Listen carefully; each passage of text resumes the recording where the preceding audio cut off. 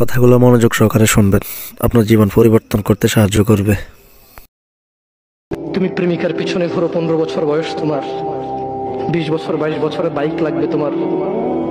তোমার বাবা বিয়ে করা সত্ত্বেও সে তার যৌবন কাটাতে পারেনি তার বউয়ের সাথে, মানে তোমার মায়ের সাথে, তোমার জামা কাপড়ের ব্যবস্থার জন্য।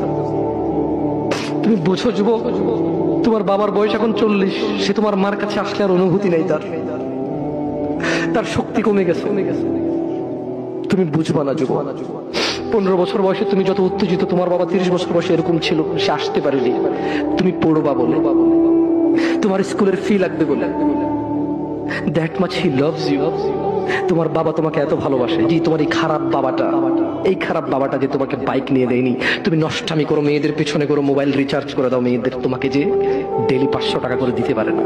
এই লোকটা যদি 60 বছর বয়স পায়, তার জীবনের 20টা বছর সে এমন 20টা বছর, যে 20টা বছরে সে হাড় ভাঙা পরিশ্রম করতে পারত, করছেও, তোমার মায়ের দেখা সে পায়।